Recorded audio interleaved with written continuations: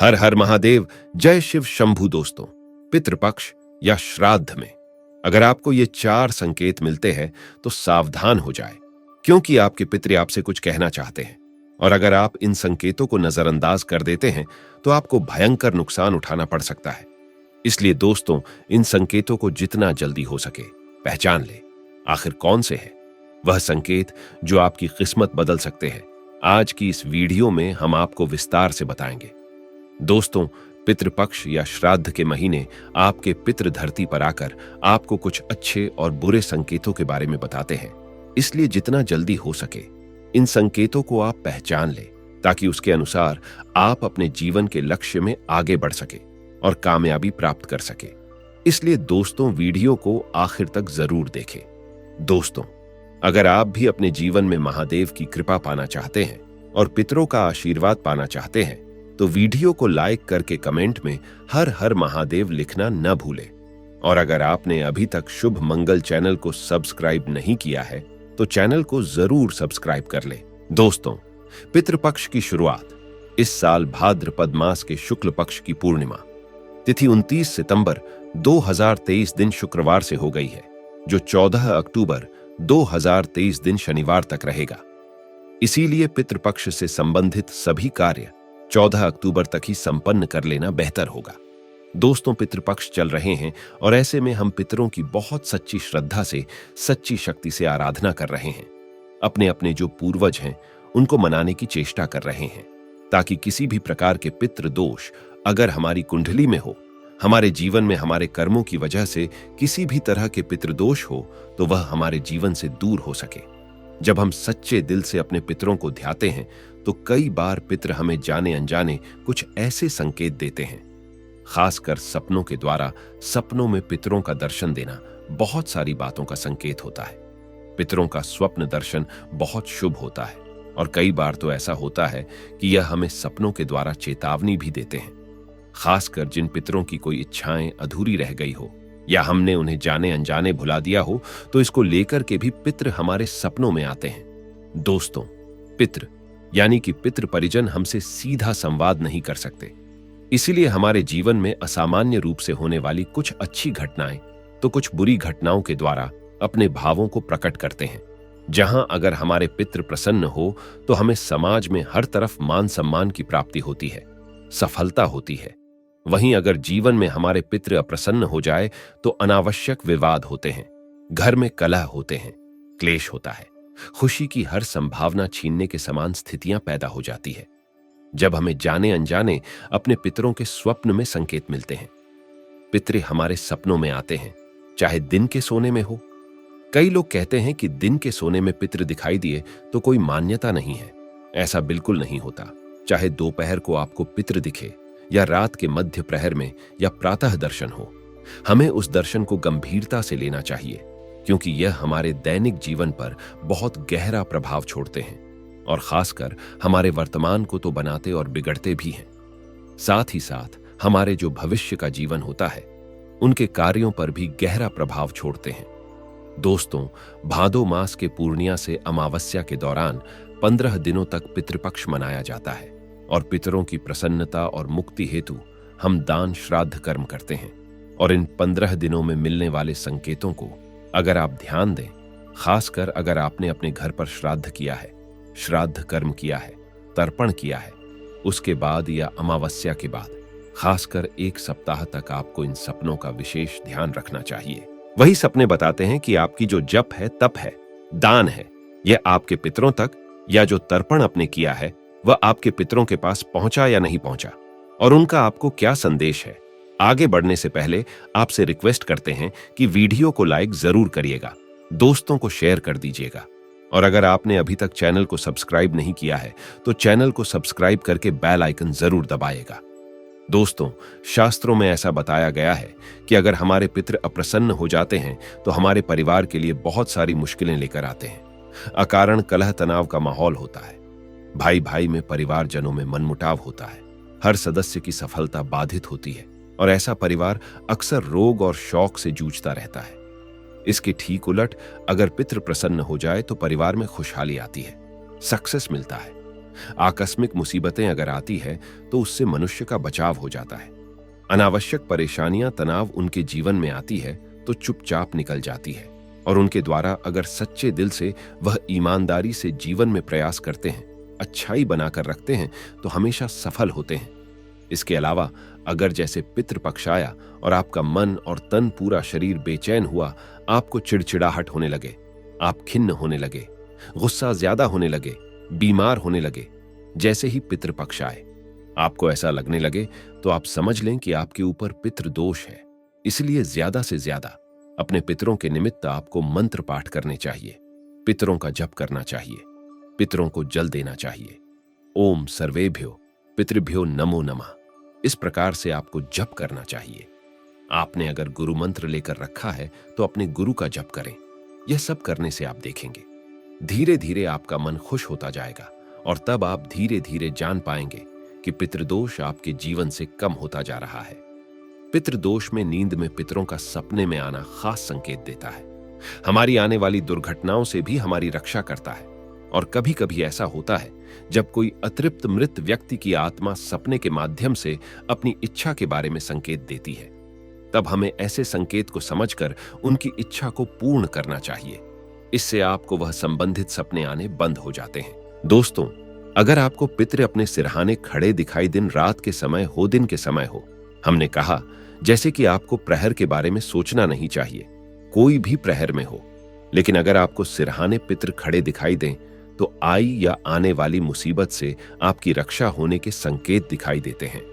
अगर आपको लगे कि कोई आपके साथ साथ चल रहा है, पितृपक्ष में तो पितृशक्ति हमारे सहायक शक्ति बनती है, और ध्यान रखें, इस प्रकार से अगर आप कोई विपदा में पड़ते हैं तो वह पितृ आपकी सहायता करते हैं। अगर आपको लगे कि आपकी ओर हाथ बढ़ा रहे हैं तो हो सकता है वह आपकी मुसीबत कष्ट में सहायता करने के लिए आपकी ओर हाथ बढ़ा रहे हैं। अगर आपको लगे कि आपका पितृ आपके सिर पर हाथ फिरा रहे हैं और आपको अच्छा लगे, तो आप समझ जाएं कि पितरों की कृपा है और आपके जीवन से संकट नष्ट होने वाले हैं। यदि आपके पितृ आपसे कुछ मांग रहे हैं, ऐसा लगता है, तो तुरंत उठकर के आपको खाना बनाकर या कोई वस्त्र आदि किसी जरूरतमंद को या किसी ब्राह्मण को दान देना चाहिए। आपको इसमें जरा भी देरी नहीं करनी चाहिए। ऐसा नहीं कि कभी मंदिर जाएंगे तो कर लेंगे या कभी गांव जाएंगे तो चढ़ा कर आएंगे। ऐसा आपको नहीं करना चाहिए। तुरंत आपकी जो श्रद्धा शक्ति है उससे उनके निमित्त आपको दान पुण्य करना चाहिए। दोस्तों, अगर रोग बहुत है, कोई बीमार है आपके घर में और आपको बार बार ऐसा लगे कि पितृ आपके पास खड़े हुए हैं या सो रहे हैं, तो वह अगर शांत या दुखी अवस्था में हो तो कहते हैं कि रोग बढ़ने वाला है, और प्रसन्न दिखते हैं तो रोग ठीक हो जाता है। यदि आपके पितृ आपको सपने में अचानक से दिखे और फिर गायब हो जाए, तो यह हो सकता है कि आपके घर पर यह कोई अचानक आने वाले विपदा के संकेत होते हैं। यहां अगर स्त्री पितृ का दर्शन आपको होता है तो स्त्री पक्ष से कष्ट या परिवार में किसी स्त्री पक्ष को कष्ट मिलने वाला होता है, क्योंकि स्त्री लक्ष्मी का प्रतीक होती है। स्त्री पितृ दुखी दिखाई दें तो धन हानि भी संभव होती है। अगर पुरुष पितृ आपको दुखी दिखाई दें तो पुरुष से धोखा या परिजन में किसी पुरुष को कष्ट हो सकते हैं। और आपके जो पितृ है, स्त्री हो या पुरुष कोई भी हो, वह रोगी दिखाई दे, कमजोर दिखाई दे, तो उनके आगामी जीवन जो होने वाला है, जन्म होने वाला है, वह गरीब और दरिद्र परिवार में हुआ है और वह दुखी है और आपसे जप तप और दान की सहायता मांग रहे हैं। अगर आपके पितृ का आधा शरीर अच्छा दिखे, हेल्दी दिखे यानी स्वस्थ दिखे, और आधा शरीर निर्बल लिए हो या कालापन लिए हो या रोगाणु लगे, तो आपको तुरंत पूजा घर में जाकर जोत जला करके उनके नाम से संकल्प करना चाहिए। थोड़ा सा गंगा जल छोड़े और ओम सर्वेभ्यो पितृभ्यो नमो नमः, ऐसा आपको 3 से 5 दिन तक कम से कम 1-1, 2-2 माला, जितना आप जप कर सकें, या भागवत गीता का पाठ करें। यदि आपके पितृ ने कोई गुरु या इष्ट मंत्र ले रखा था तो हमें उनके इन मंत्रों का जप करना चाहिए। अगर हमें ऐसा फील होता है कि वह दुखी है, यह सबसे उत्तम होता है। और अगर आपको उनका गुरु मंत्र नहीं पता है तो आप इसे किसी भी पंडित जी से कोई भी, जैसे ओम सर्वेभ्यो पितृभ्यो नमो नमः संकल्प लेकर के, या फिर खुद से भी आप जप कर सकते हैं। यदि आप अपने पितरों को जीवित देखते हैं, बहुत बार ऐसा होता है, लगता है कि वह सामने ही है, बिल्कुल जीवित है, तो हो सकता है यह कोई पुरानी केस, कोई पुराना विवाद वापस से आपके जीवन में सामने आ सकता है और उसका अंत आपके पक्ष में होगा। मतलब यह आपके लिए बेनिफिशियल होता है। अगर आपको लगे कि आप अपने पितरों से सपने में झगड़ रहे हैं या उनको क्रोध कर रहे हैं, अपशब्द बोल रहे हैं, तो हो सकता है आपके परिवार वालों से आपका विवाद हो सकता है। और अगर आपके पितृ आपके ऊपर गुस्सा दिखा तो पैतृक संपत्ति में भूमि, मकान, स्थान आदि में कोई बड़ा दोष आने वाला होता है, जिसे भूमि दोष कहते हैं। हो सकता है कोई मंगल कार्य होने वाला है जिसमें बड़ी विघ्न बाधा आ सकती है। कई बार तो संतान सुख में भी बाधा आती है। और यदि सपने में आपके मृत परिजन आपको अपने या अपने घर के बहुत पास दिखाई दें, तो यह संकेत होता है कि वह अभी तक आपके आसपास है, अपने मोह को आपके प्रति नहीं छोड़ पाए हैं और अपने परिवार को आज भी अपने ही छत्र छाया में रखना चाहते हैं। दोस्तों, अगर आपको ऐसा आभास हो जाता है तो नियमित रूप से आपको रोजाना गाय को 2 रोटी जरूर खिलानी चाहिए। अमावस्या के दिन भोग लगाना चाहिए। पितरों के नाम की धूप दीप करनी चाहिए। ऐसा करने से पितरों के आशीर्वाद से आपके घर में सुख समृद्धि बनी रहती है। दोस्तों, कई बार ऐसा होता है कि हमारे पितृजन सपने में आकर कुछ मांगते हैं, लेकिन मुख से कुछ नहीं बोलते और हमें निर्वस्त्र दिखाई देते हैं। उनके पैरों में जूते चप्पल नहीं होते, भूखे होते हैं, तो यह भी एक संकेत होता है। आपको उनके निमित्त तुरंत दान पुण्य करना चाहिए। और अगर सपने में ढेर सारे पूर्वज आपको एक साथ दिखाई दें, तो समझ लीजिए कि घर में किसी सदस्य की तबीयत खराब हो सकती है और आयु पर संकट भी आ सकता है। और ध्यान रखें, सपने में किसी पूर्वज के साथ अगर दुर्घटना होती दिखाई दे या सेहत उनकी खराब होती दिखाई दे, तो समझ लें कि आपके घर पर आने वाला संकट उन्होंने अपने ऊपर ले लिया है।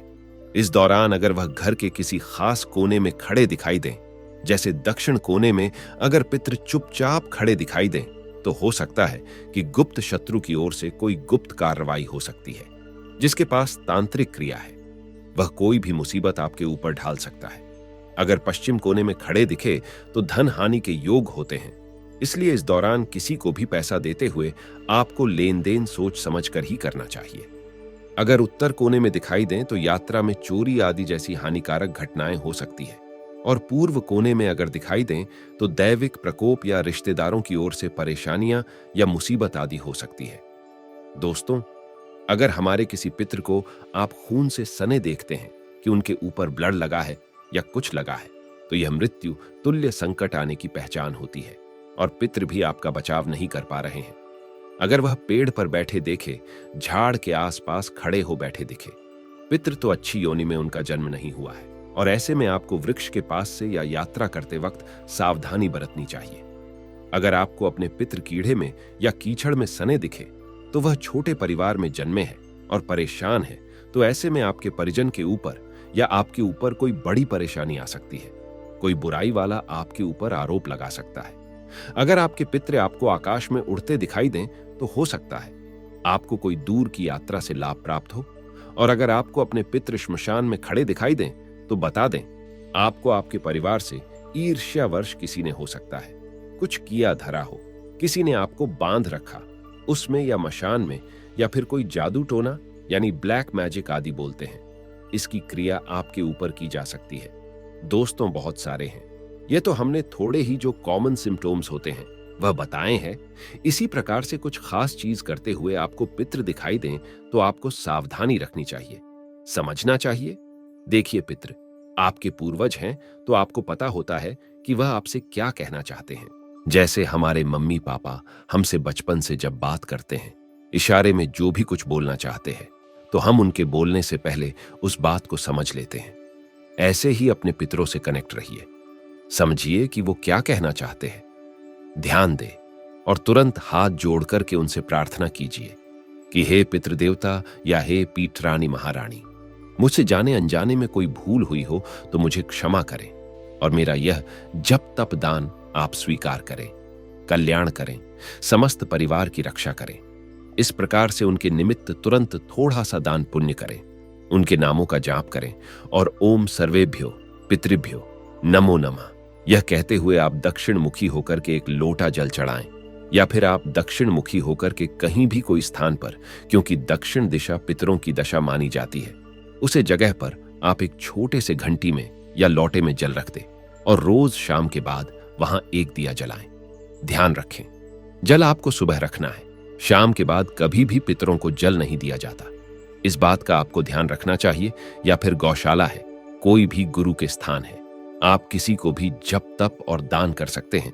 और अमावस्या जब भी आए, हर अमावस्या को 1 साल तक नियम बना ले कि आपके जो पितृ है उनके निमित्त जल चढ़ाएंगे, दीप जलाएंगे, धूप देंगे और हो सके तो किसी गरीब को दान दक्षिणा आदि करेंगे।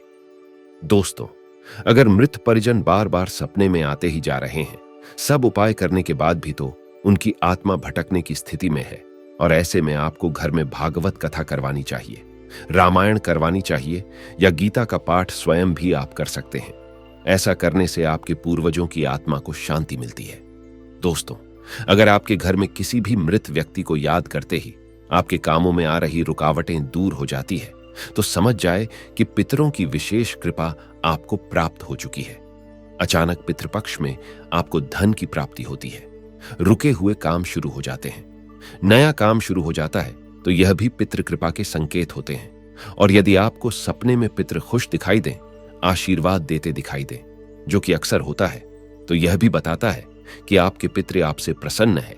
तो अपने पितरों को प्रसन्न करके रखें।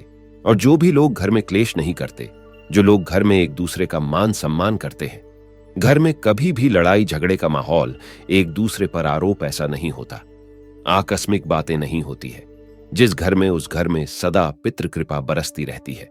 तो दोस्तों, आज हमने आपको बताया है कि कैसे आपके पितृदोष अगर हैं और पितृ अगर आपके सपने में आकर इशारे देते हैं, तो आपको उनको समझना चाहिए। दोस्तों, वही अब हम आपको बताते हैं कि इस पितृपक्ष में आपको किन चीजों का दान नहीं करना चाहिए। पितृपक्ष में तेल का दान न करें। दोस्तों, पितृपक्ष में तेल का दान नहीं करना चाहिए। ऐसी मान्यता है कि पितृपक्ष में तेल का दान करने से आपके पितर आपसे नाराज हो सकते हैं। खास करके सरसों के तेल का दान तो भूलकर भी नहीं करना चाहिए। पितृपक्ष में पुराने कपड़े न करें दान। दोस्तों, पितृपक्ष में यदि आप कपड़े दान करना चाहते हैं, तो याद रखें कि दान में सिर्फ नए कपड़े ही दें। अपने पुराने और बेकार कपड़े किसी को भी दान में नहीं दें। साथ ही जूते चप्पल भी दान न करें, क्योंकि इस तरह का दान करने से व्यक्ति पर राहु दोष और पितृदोष लगता है, जिससे आपकी तरक्की में बाधा पैदा हो सकती है। पितृपक्ष में बेकार और झूठा भोजन का न करें दान। दोस्तों, पितृपक्ष में अन्न का दान करना बहुत ही शुभ माना गया है। साथ ही शास्त्रों में भी कहा गया है कि अन्नदान महादान होता है। पितृपक्ष में यदि आप भोजन का दान करना ही चाहते हैं, तो अच्छे भोजन का दान करें, और किसी को भी अपना झूठा भोजन तो बिल्कुल भी ना दें। पितृपक्ष में अच्छा और शुद्ध भोजन किसी को करवाने से पितर खुश होते हैं। पितृपक्ष में लोहे के बर्तन न करें दान। दोस्तों, पितृपक्ष में कई लोग बर्तन का दान करते हैं, लेकिन इस बात का ख्याल रखें कि आप लोहे के बर्तन का दान न करें। लोहे के बर्तन का दान करने से पितर आपसे नाराज हो सकते हैं और आप पर पितृदोष लग सकता है। इसलिए स्टील के बर्तन का ही दान करें। पितृपक्ष में काले कपड़ों का दान न करें। दोस्तों, पितृपक्ष के दौरान व्यक्ति को काले रंग के कपड़े किसी को भी दान नहीं देने चाहिए। पितृपक्ष में सफेद रंग के कपड़े व्यक्ति को दान में देने चाहिए। सफेद रंग के कपड़े दान करने से हमारे पूर्वज हमसे खुश होते हैं। दोस्तों, पुराणों के अनुसार पितृपक्ष में दान करने से आत्मा को स्वर्ग की प्राप्ति होती है। आइए अब आपको बताते हैं दानवीर कर्ण से जुड़ी कथा के बारे में। दानवीर कर्ण के बारे में सभी जानते हैं कि कर्ण देवी कुंती के सबसे बड़े पुत्र हैं और सूर्य देव के पुत्र हैं, और सूर्य देव ने अपना वादा पूरा करने के लिए अपनी सुरक्षा कवच भी दान कर दिया था। कर्ण ने अपने पूरे जीवन में गरीबों और जरूरतमंदों को पैसा और सोना दान किया, और उनके दर पर आने वाले किसी भी गरीब व्यक्ति को खाली हाथ नहीं जाने दिया। लेकिन उन्होंने कभी भी अन्न का दान नहीं किया। अपने अंतिम समय में जब कर्ण मृत्युलोक को छोड़कर स्वर्ग में गया, तो उसे सोने और पैसे के अलावा कुछ नहीं दिया गया।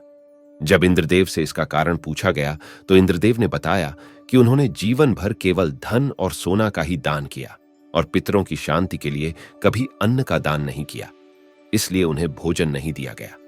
देवराज इंद्र की बात सुनकर सूर्यपुत्र कर्ण ने देवराज से कहा, मुझे अनुदान के महत्व का पता नहीं था, और अपनी गलती का एहसास होने पर अपनी गलती को सुधारने के लिए कुछ दिनों के लिए पृथ्वी पर जाने का अनुरोध किया। फिर उन्हें कुछ दिनों के लिए पृथ्वी पर भेजा गया। पृथ्वी पर आने के बाद कर्ण ने अपने पूर्वजों को याद किया और उनकी आत्मा की शांति के लिए तर्पण किया और भूखे गरीबों को भोजन दान किया। तो दोस्तों, आशा करते हैं पितृपक्ष से जुड़ी ये सभी जानकारी आपको पसंद आई होगी। अगर आपको वीडियो अच्छा लगा हो तो वीडियो को लाइक जरूर करें और चैनल को सब्सक्राइब करना न भूलें। हर हर महादेव। जय शिव शंभू।